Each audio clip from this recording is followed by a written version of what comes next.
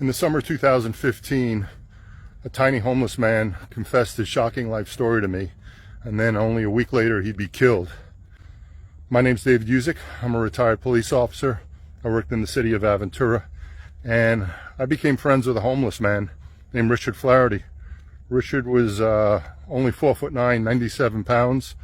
When I first met him, I tried to get him some help, tried to get him off the streets, but he didn't meet the criteria of someone that we can force into a shelter, and we ended up just becoming friends. We'd meet up for coffee and lunch, and I didn't press him on his background, and I didn't press him too much on getting into a shelter because I kind of felt like that's the reason why he talked to me and he trusted me. But it was a good friendship. Richard was real sharp. We had some great talks about the world and politics and life. So in the summer of 2015, while I was sitting in a Subway sandwich shop with Richard, he decided to tell me his life story. He just said, "Dave, it's time." So I was nervous at the time because as a cop, you're always expecting the worst. Is he wanted?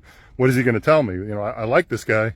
He's been my friend. I hope this is not something that, it's really just going to destroy all that. So he said, I was the smallest man to ever serve in the U.S. military. I became an officer in the Army, a Green Beret captain in Special Forces.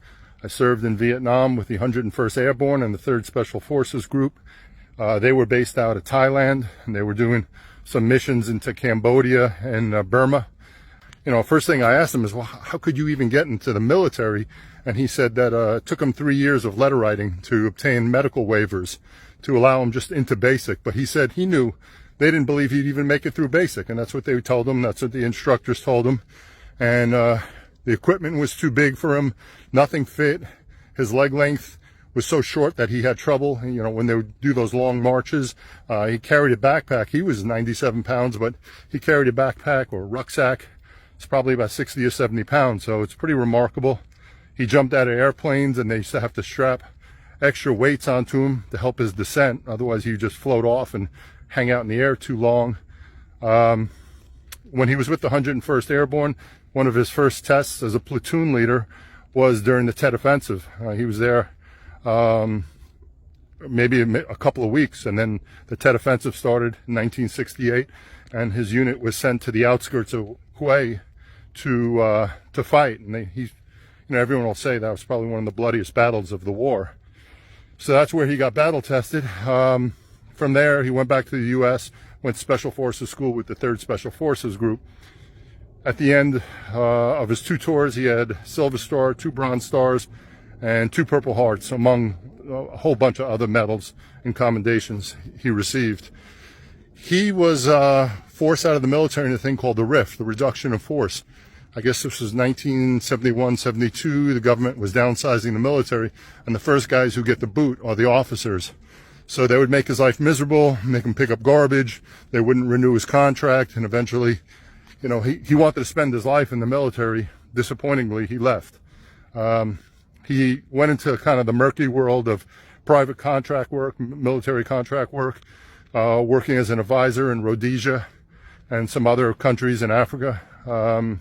At that point in time, he started getting picked up as a private contractor by the CIA to just do some other missions. All those things were true.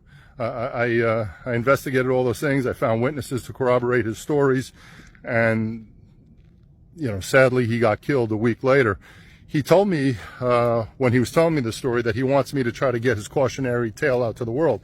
His thought was he really wanted to explain the importance of the transition from war back into civilian life. So he kind of wanted me to use his story as a cautionary tale for the next guys. Obviously with the Iraq War and the Afghanistan War, that's something he was interested in helping.